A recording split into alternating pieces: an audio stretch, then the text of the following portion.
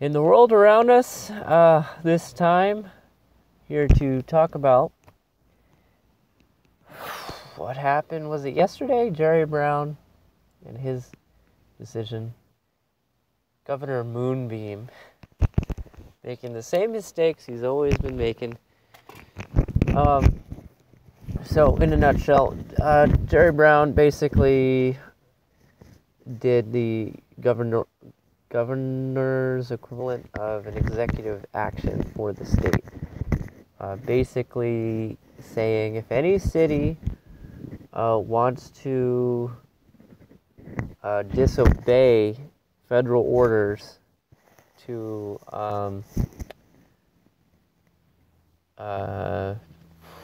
go after illegal immigrants, that they're perfectly within legal state power to do so.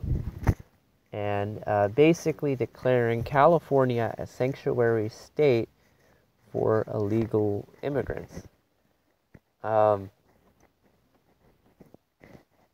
course, Donald Trump not happy about it, and he's previously played around with the idea of pulling California federal funding. It's billions and billions and billions of dollars coming from the federal government going to California. Actually, California gets half of its federal funding from, of course it gets all of its federal funding, gets half of its funding from the feds. So, in a state which can't even break even when they're getting half their money from the feds, why would its governor risk half of its funding over illegal immigrants? It's absurd and quite scary that people in power would go that far to preserve their voting base. Yes, I said it. California has a gigantic population which votes who are illegal, and I can tell you from my political experience, I was involved in Ron Paul's 2012 campaign. It was when I was living in Los Angeles. I was the Youth for Ron Paul director for, I forget which district, but it's where Northridge and Van Nuys are. Basically, I was responsible for an area which had a population of about 500,000 people. It was in the San Fernando Valley, and I was very involved politically, and that's why I, to this day, have a lot of very political opinions, because of my connections. I'm consistently aware through conversations and through the internal mechanism, just being aware of what goes on politically in California, especially. Like, I can't keep my mouth shut about things like this. When I was down in California, in Los Angeles, I'm still in California. When I was down in Los Angeles campaigning for Ron Paul, what we were up against were people who were, to our knowledge, they're not legally. They were getting letters from the Democratic Party encouraging them to vote for Barack Obama, because if you vote for Barack Obama, it's just the super propaganda shit you wouldn't even believe. Like, if you vote for Barack Obama, he'll make it a safer country for illegal immigrants, he'll make it a more welcoming country for illegal immigrants, so you need to vote for Barack Obama so you can one day not have to worry about the pressures of being in this country illegally. This is absurd. As if a president would even have the power to just say, oh, let's just open the borders and yeah, just let them all in. And it's absurd to think that even a governor would have the power for that in their state. You can invoke the 10th Amendment, but the reality is that immigration into this country is regulated by the federal government. So no matter what you do as governor of California, the federal government will always have power over that, and they will always be superseding whatever your local law enforcement will do. Now what you have is possibly a president who's going to pull half your state's funding, and a president who's not very happy with a lot of the politicians in your state. So moving forward, California, you're a step closer to becoming bankrupt. Over what? Votes from illegal immigrants? What you think that's a good idea? And these people who have who believe they're compassionate, who believe the sob stories, don't realize that the protests that they are helping move along, and the language they're supporting and blindly following of, oh, the poor families who are going to be deported, and families that are going to be broken apart because of our cruel and lacking of compassion administration. You realize you're risking half your state's funding over people who have a system available to them to immigrate into the United States. And yes, I understand there's high demand to be in the United States. And yes, you're always going to have circumstances that you have to deal with. But every country, I said this in one of my previous videos talking about the Oakland mayor and their action. Every country deports people. Every single one of them. Even if you're Europe, that's not a country, sorry, that's a continent. Even if you're a European country that is letting in X amount of people from Syria, you're still putting a cap on it and still having to deal with more people than you expected. So even France and Germany deal with this. There's more people than we have allowed in. We have to push some people back out. And the United States is actually the most generous country in the world when it comes to immigration, believe it or not. They let in more people than any other country, 1 million people a year, legally. And that's, again, on top of people who are getting green cards and people who are here on visas.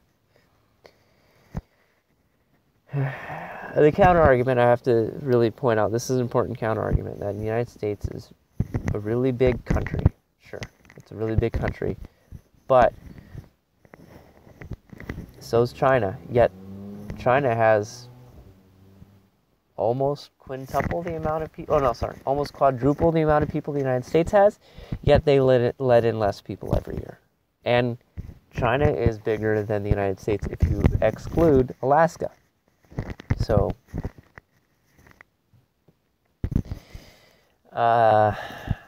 I'm disappointed in California because this state has totally been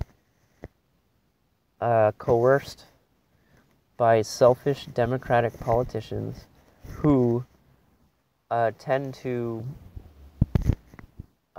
do things behind the guise of compassion. And yes, the Democratic Party is still sending letters to homes of Hispanic people, encouraging them to vote in their Democratic candidates in order to protect their people, their family who wants to be here who couldn't get into the green card or visa system. It's still happening, and it's part of why California has been democratically run for so long. Arnold Schwarzenegger was our last Republican governor, and that was over 10 years ago. And Arnold Schwarzenegger openly admits, as a Republican, even if he was presenting sensible bills and ideas, he still openly admits that no matter how sensible or even left-leaning it was, he couldn't pass anything because of how overrun California is by Democratic representatives, senators, lawmakers, and all that. Meanwhile, Jerry Brown, from just a whim, oh yeah, let's just risk half of our income over opening the gates to illegal immigration and declaring the entire state a sanctuary state. It's disappointing, it's scary, it's frustrating, it's amazing, by the way, that Jerry Brown was a governor for so long and then had a break of 20 plus years, came back, became governor again, has been governor for, how long has it been now? He's got it. This is what happens when you exclude term limits from positions as powerful as governors. You end up with people like Jerry Brown, who has never been great for our state. And let me just cap this off with Jerry Brown's terrible understanding of infrastructure. Outside of the political theater that is illegal immigration, there is also the complete failure of the Oroville Dam of last year, which evacuated almost 250,000 people from the right outside Sacramento. If that dam broke, there would have been billions and billions of dollars of damage. Luckily, it didn't.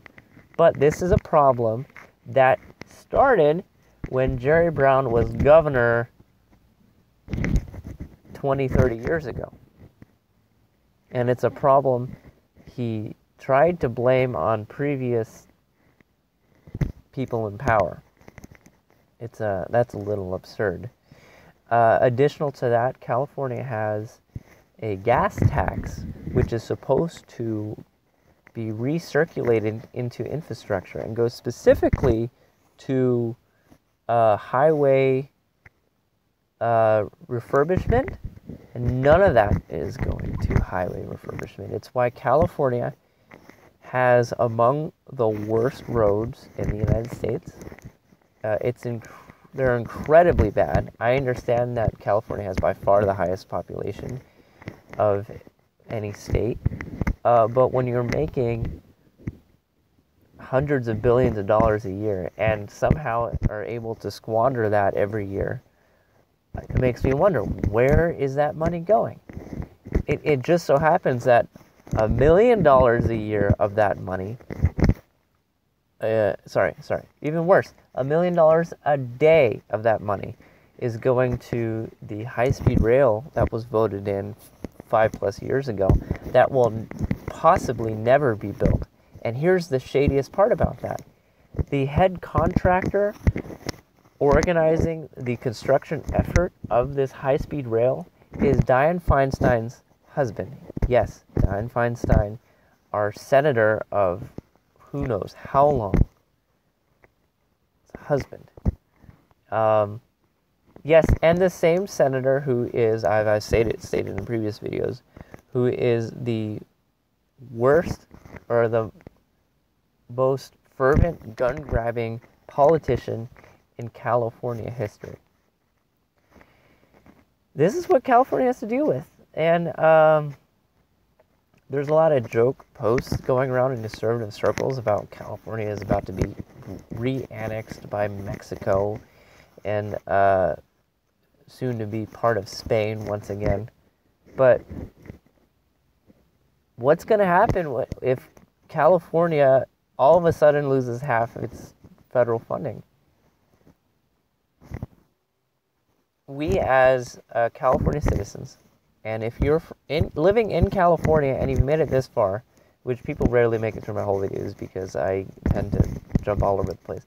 But if you're living in California and you made it this far, it is our duty to educate people on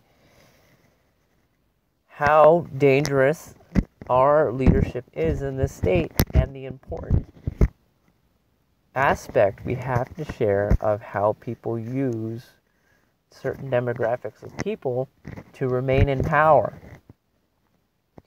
Declaring California a sanctuary state does nothing to protect anybody. It just complicates things for federal immigration enforcement. So now they'll have to continue to use tactics that are not ideal for the safety of communities, like no-knock raids, which via the Oakland mayor's tweet ended disastrously last month or a couple weeks ago. What we're gonna see now is a complete lack of participation between the Trump administration and the California leadership, and that is bad. That is really, really dangerous and scary. And I really, really, really am disappointed. I can't say that enough. Anyways, that's it for me. I hope you all are good. If you're in California and you're somehow good right now, please share why. And if you like this video, spot me a like, and I'll talk to you guys on the next one.